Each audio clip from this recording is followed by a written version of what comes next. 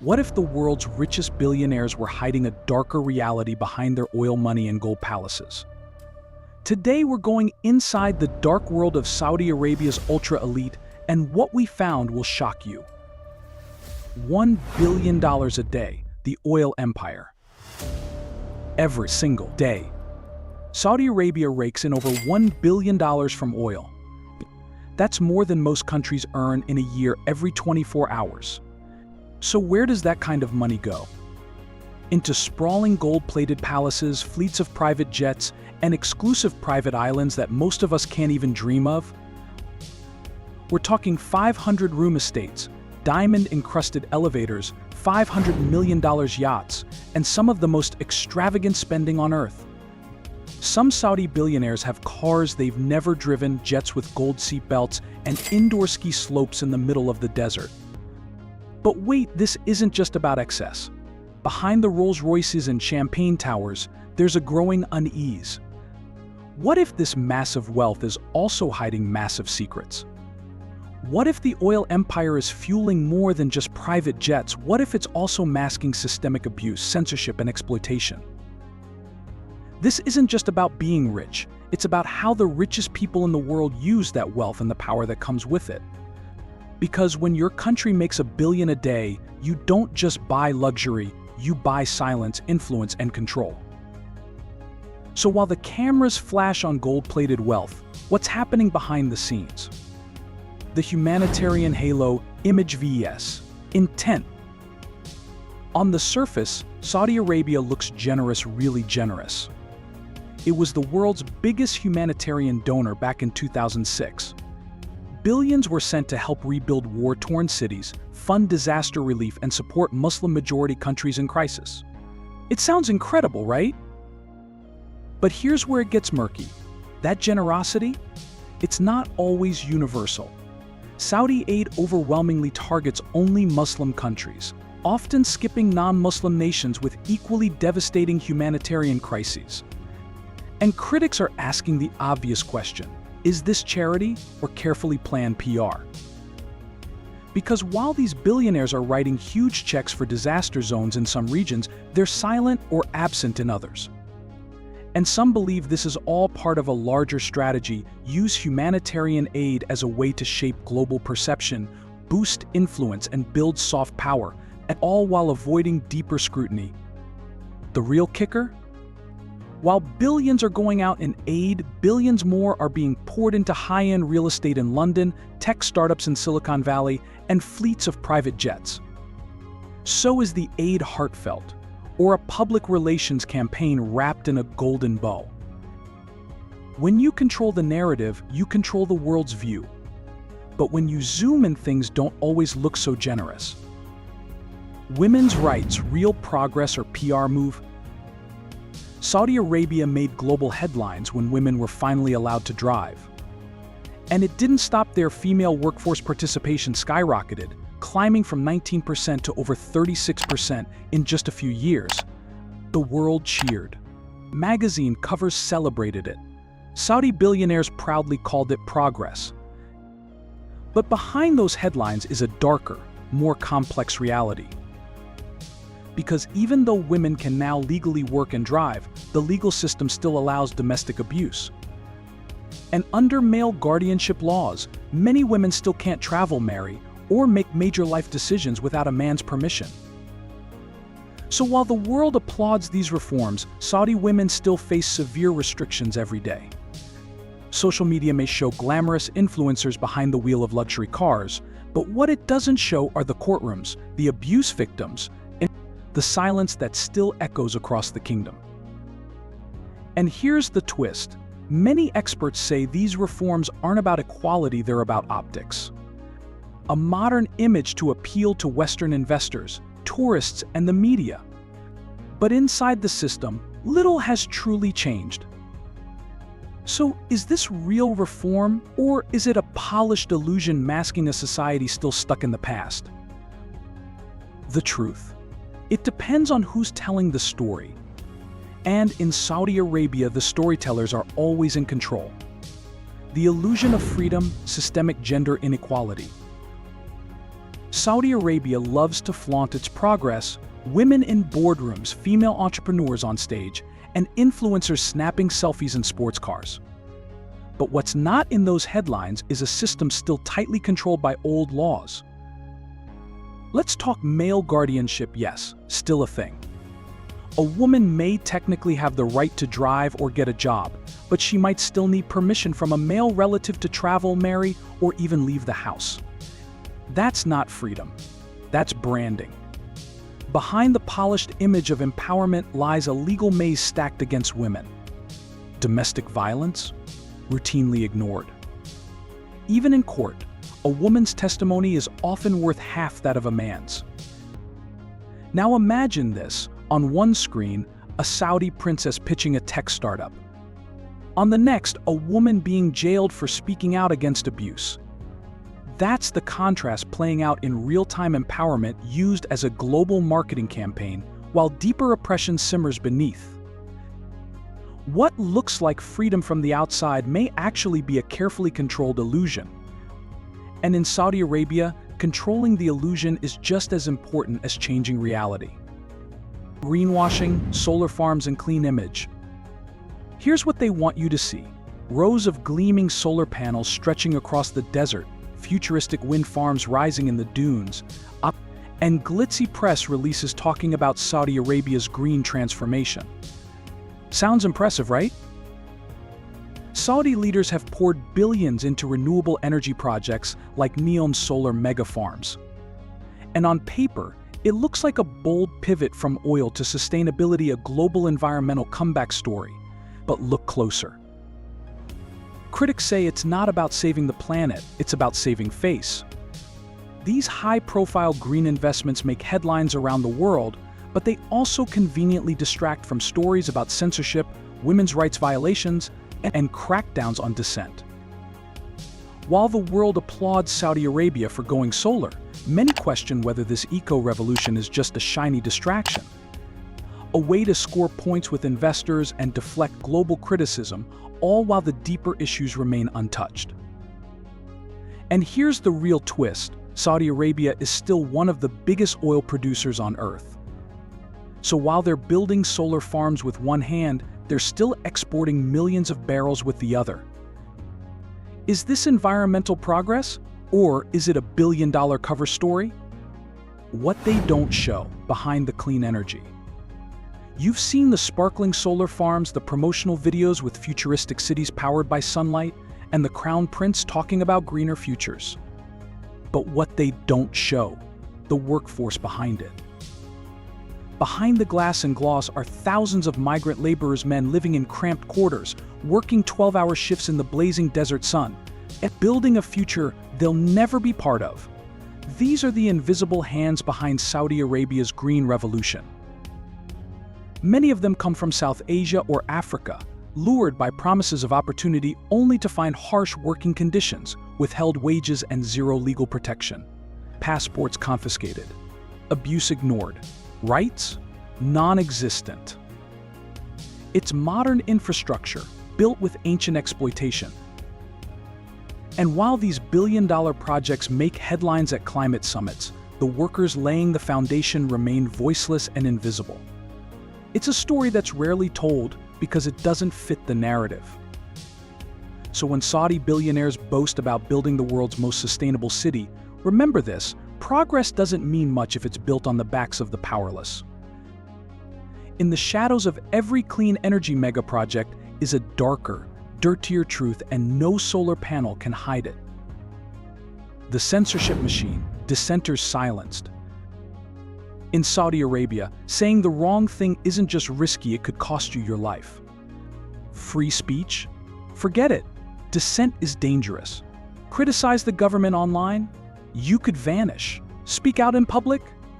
You might never be heard from again. Protesters have been arrested for holding signs. Bloggers have been jailed for opinions. And activists? Some face decades in prison or worse, execution. The government doesn't just monitor its people, it silences them hard. Imagine this: you're passionate, outspoken, and ready to spark change. You post a video, speak at a rally, or share your story, then you're gone. Behind every headline is a harsh reality. Prisons filled with journalists, social media users, and whistleblowers. Families afraid to speak, even whisper, about loved ones who've disappeared. And it's not just locals, foreigners who speak out, targeted. Surveillance extends beyond borders. Saudi dissidents in exile have been hunted, tracked, and threatened, some even murdered in brutal, high-profile assassinations. This isn't censorship, it's state control, enforced by fear. And while the palaces shine bright in the media, the truth is buried deep beneath. When the price of speaking out is your life, freedom becomes fiction. The cost of speaking out. You ever thought one tweet could ruin your life? In Saudi Arabia, that's not a hypothetical, it's reality. Meet Raif Badawi, a writer and activist who dared to ask questions. He didn't lead a protest, he didn't start a rebellion, he just blogged about freedom, about religion, about basic human rights. The result, 10 years in prison, 1,000 lashes, all for writing words. And Raif isn't alone. Countless others have been imprisoned, silenced, or even disappeared simply for expressing opinions the government didn't like. From poets to teachers to teenagers posting memes, no one is truly safe when speech becomes a weapon against you. Imagine tweeting something today and being arrested tomorrow. No trial, no freedom, just darkness. Saudi Arabia's surveillance network is vast. Every tweet, every WhatsApp message, every voice note watched, tracked, stored. And it gets darker. Detainees have reported torture, solitary confinement, and physical abuse, all because they offended someone powerful. In some cases, their families are punished too. Jobs lost, passports revoked, travel bans issued. It's psychological warfare, backed by law. While the world scrolls Instagram, liking influencer photos in Riyadh, behind the scenes are prisons full of thinkers, critics, and ordinary people who just wanted to be heard. In a system where words are crimes, silence becomes the only form of survival. Billionaire wealth vs. labor exploitation. Saudi billionaires are living in literal palaces, not figurative ones. Think $500 million mega mansions with private zoos, gold-plated ceilings, and indoor waterfalls. But just outside those golden gates, entire populations working in horrific, inhumane conditions. Enter the reality of migrant workers, millions of them who cook, clean, build, and serve, all while being treated like modern-day slaves. Long hours, no breaks, cramped living quarters, confiscated passports, verbal, physical, even sexual abuse, all swept under the rug. Many came to Saudi Arabia with dreams. They were promised jobs, dignity, and better lives. But instead, they found exploitation. No rights, no escape. Some haven't been paid in months. Others can't leave their jobs or the country without permission. It's called the kafala system, and it's brutal. And while these workers suffer, the ultra-rich host $10 million weddings, buy custom supercars, and spend $100,000 on falcons. Yes, falcons. Trained, flown, pampered. The contrast is so extreme, it's hard to believe it's real. But it is. Every day, luxury lives side by side with suffering, and no amount of gold can cover that up. Behind every billionaire's fortune in Saudi Arabia is a shadow, and that shadow is built on the backs of the invisible. The hidden workforce, migrant abuse exposed. What if I told you the billion-dollar skyscrapers of Saudi Arabia weren't built by Saudi hands, but by invisible ones? Behind the glamour of the Gulf is a hidden workforce, millions of migrant workers from South Asia, Africa, and Southeast Asia trapped in a system that's been called modern-day slavery. This is the kafala system. It sounds like a visa, but it's really a cage. Employers hold your passport, control your job, your housing, even your ability to leave the country. Imagine working 16-hour days in desert heat for months and not getting paid. And if you complain, you disappear? Now picture this: luxury villas with marble floors and private pools, just a few blocks away from overstuffed labor camps, where dozens sleep in tiny rooms without air conditioning. These workers clean the homes, raise the children, cook the meals, and build the cities, but they're paid in stress, silence, and sometimes nothing at all.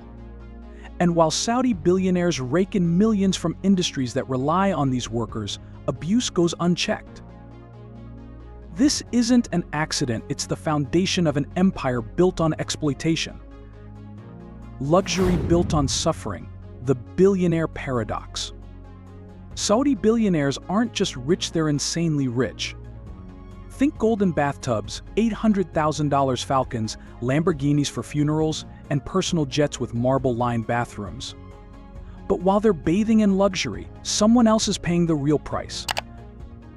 The same billionaires sipping gold-flaked espresso in skyscraper lounges are often profiting from the same industries abusing migrant laborers. And the contrast? It's brutal. You've got personal zoos funded by men who haven't paid their drivers in 6 months. You've got $10 million weddings with florists flown in on private jets while construction workers sleep on cardboard mats outside. This isn't just unfair, it's dystopian. The ultra-wealthy are living lifestyles so extreme, so disconnected, they make Hollywood look broke. And yet their wealth is often built on a system where workers can't complain, quit, or even go home. You might see Instagram posts of Saudi princes riding camels in designer robes, but what you don't see are the bruises on the housekeepers who cleaned that robe or the broken backs of the men who built that palace. This is the paradox: limitless luxury built on limitless suffering. Extremism allegations: who's funding the chaos? Now here's where it gets truly dark. While Saudi Arabia is publicly fighting terrorism and preaching modernization, and allegations swirl behind the scenes claims that some Saudi billionaires may have quietly funded extremist groups. Yeah, while building royal megacities, some individuals were allegedly wiring cash to groups causing chaos across the globe. How? Through complex networks, shell charities, and disguised humanitarian causes. Billions move undetected, untraceable, and dangerous. The targets? Often Shiite communities and rivals in the region. Saudi Arabia, predominantly Sunni, has long had tensions with Iran, the powerhouse of Shiite Islam. And guess what? This rivalry has fueled wars, proxy battles, and death on both sides from Yemen to Syria. Flash forward to modern times, and reports suggest private donations and billionaires-backed channels have been used to fund groups fighting against Iran-backed militias. On paper, it's political. On the ground, it's deadly. News headlines flash: Saudi-funded militias suspected in civilian massacres. Governments demand answers. Experts warn of a global domino effect. So while the world sees polished cities and billion-dollar towers, the darker truth might be this: some of the richest men alive could be funding the deadliest conflicts on Earth. This isn't just corruption, it's geopolitics, power, and a global game with blood on the chips. Iran, sectarianism, the global risk. Saudi Arabia vs. Iran, it's one of the most dangerous rivalries you've probably never heard about in detail. It's not just two countries beefing, it's a global powder keg built on religion, power, and billion-dollar moves behind the curtain. Saudi Arabia, mostly Sunni. Iran, mostly Shia. That difference alone has sparked proxy wars in Yemen, Syria, Iraq, and beyond. These aren't just disagreements, they're full-blown battlefields fueled by money, ideology, and influence. While the Saudi elite throw luxury galas in Riyadh, people are dying in Yemen from bombing, starvation, and disease, many of them victims in a war fueled by weapons and strategies tied to both Iran and Saudi Arabia. And the wildest part? Some of those $100 billion deals you saw earlier, they include arms that end up on the front lines of these proxy wars. It's not just about defense, it's about regional control. Every drone, every missile, every soldier on the ground, they're part of a bigger chess game, and regular people are the pawns. Saudi's billionaires aren't just fighting for oil, they're fighting for dominance over an entire region, and the rest of the world is watching, wondering, what happens if this explodes? Conclusion: two realities, one nation. Let's step back. On one side, you've got a kingdom reinventing itself, billion-dollar cities, women driving, clean energy goals, and skyscrapers that pierce the clouds. On the surface, progress, reform, power.